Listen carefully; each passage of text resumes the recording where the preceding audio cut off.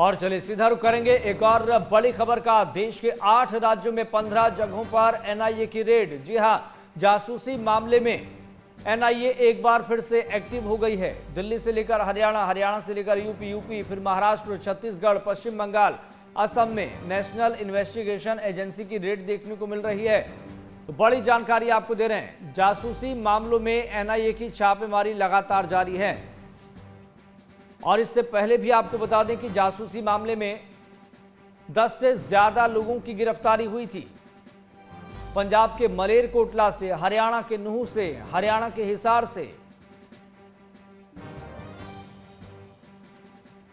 तो 10 से ज्यादा लोगों की गिरफ्तारी जासूसी मामले में पहले ही हो चुकी है और एनआईए को लगातार इस पूरे मामले में इनपुट मिल रहे हैं कि ये सिलसिला थमने वाला नहीं है, क्योंकि देश के अंदर ही कुछ ऐसे लोग हैं जो रहते तो देश में हैं, खाते देश में हैं, लेकिन गुणगान पाकिस्तान का करते हैं। एनआईए को लगातार इस पूरे मामले में सीक्रेट इनपुट मिले हैं, जिसके आधार पर 8 राज्यों में एनआईए एक्टिव हो गई है। कई बड़े अधिकारी दिल्ली से लेकर हरियाणा, हरियाणा से लेकर यूपी से लेकर महाराष्ट्र तक लगातार छापेमारी कर रहे हैं, रेड कर रहे हैं, क्योंकि कई ऐसे सीक्रेट इनपुट है जिसके बाद एनआईए लगातार अब एक्टिव होती हुई नजर आ रही है। और जैसा कि हम लगातार ये सवाल पूछते रहे कि अभी देश में कई और गद्दार हैं जो पाकिस्तान को पल पल की जानकारी देते हैं, हमारे सीक्रेट इनपुट शेयर करते हैं। या तो वो पैसों के लालच में आ जाते हैं, या तो वो हनी ट्रैप में फंस जाते हैं, या तो उनको देश के साथ गद्दारी करनी ही होती है, उनके डीएनए में होता है। लेकिन ये जासूसी नहीं चलने वाली। और जैसा कि आप जम्मू कश्मीर के संदर्भ में देखते होंगे, यह आतंकी हमला हो कैसे जाता है। दरअसल कुछ ओवरग्राउंड वर्कर्स और स्लीपर सेल्स ही हैं जो आतंकियों की मदद करते हैं, उनको इंफॉर्मेशन देते हैं। और ऐसे ही कुछ जासूस हैं जो कुछ ऐसे सीक्रेट इनपुट पाकिस्तान में चल रही आईएसआई को देते हैं, कई एजेंसियों के साथ शेयर करते हैं जो नहीं देने वाले होते। और जैसा कि देखने को मिला था, भारत और पाकिस्तान के टेंस्ड माहौल के बीच हमारे देश में ही कुछ गद्दार थे जिन्होंने कई एयरबेस की, भारतीय सैनिकों की गतिविधियों की और कई महत्वपूर्ण और संवेदनशील जानकारियां आईएसआई के एजेंट्स को दी थी। लेकिन इस पूरे नेटवर्क को तोड़ना बहुत जरूरी है। दरअसल जो आतंकियों की मदद करता है वो भी आतंकी ही है एक तरह से, क्योंकि उसके मंसूबे देश के खिलाफ हैं, देश के साथ गद्दारी करने के हैं। और जो देश के साथ गद्दारी करता है उसके साथ आतंकियों जैसा सलूक ही करना चाहिए। अभी तो फिलहाल एनआईए की छापेमारी चल रही है। 15 जगहों पर 8 राज्य हैं और अब देखना होगा कि इस छापेमारी में, इस रेड में एनआईए को कितनी सफलता मिलती है, क्योंकि लग रहा है कि देश के अलग अलग हिस्सों में एक बार फिर से ये पाकिस्तान के एजेंट्स जो अलग अलग जगहों पर काम कर रहे हैं वो एक्टिव हो गए हैं।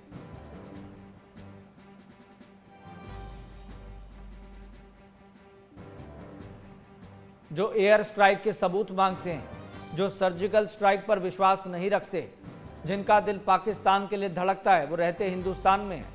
ऐसे लोगों पर कार्रवाई होनी चाहिए। उनको लगातार आइडेंटिफाई किया जा रहा है, कई एजेंसियां काम कर रही हैं।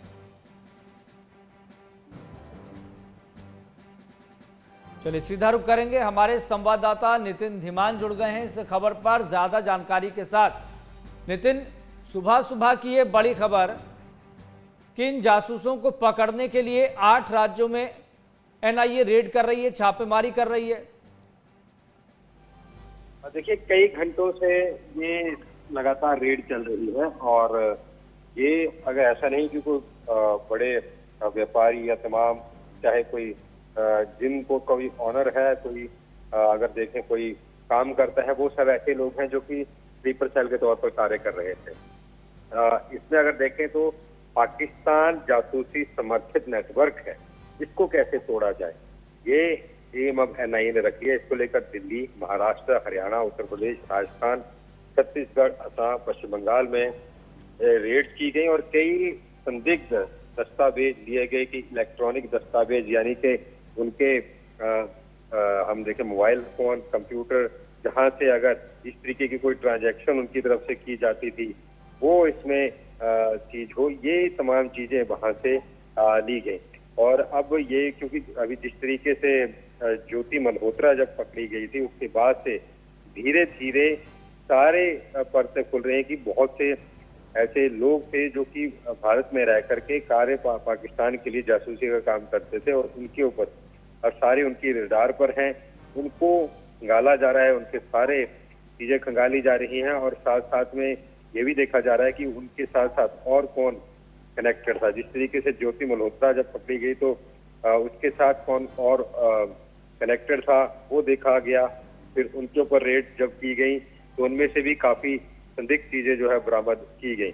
अब ये जो 8 राज्यों में इस तरीके से यहाँ पर एक रेड हुई है तो इस रेड में काफी कुछ मिला है। एनआईए अपने साथ काफी चीजें साथ में ले गई है। अगर हम देखें जींद में कल सुबह एनआईए की रेड पड़ी तो एक जिम संचालक है, जिम चलाता है, उसके घर में रेड हुई और ये माना गया कि वहां से संदिग्ध बैंक खाते में ट्रांसफर किए गए थे कुछ पैसे।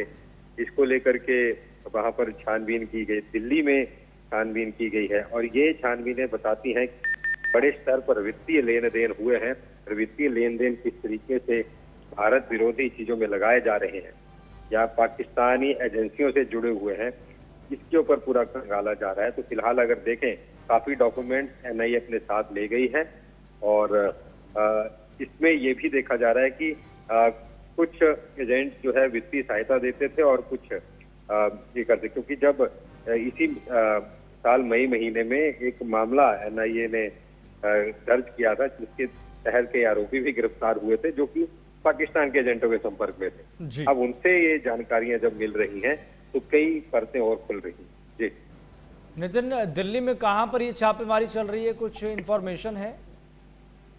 देखिए अभी तक कोई लोकेशन इसकी डिस्क्लोज नहीं की गई है, सिर्फ यही जानकारी मिली है कि 8 राज्यों में इस तरीके की छापेमारी हुई है जिसमें तमाम राज्य अगर देखें छत्तीसगढ़ भी है, असम भी है, पश्चिम बंगाल, हरियाणा, महाराष्ट्र, दिल्ली। हरियाणा की जानकारी हमें मिली है कि जींद में हुई है, दिल्ली की जानकारी अभी सामने नहीं आई है और सभी को जासूसी के तहत क्या कुछ पैसे, क्या कुछ जानकारियां दी, इनके तहत उनसे पूछताछ की जा रही थी।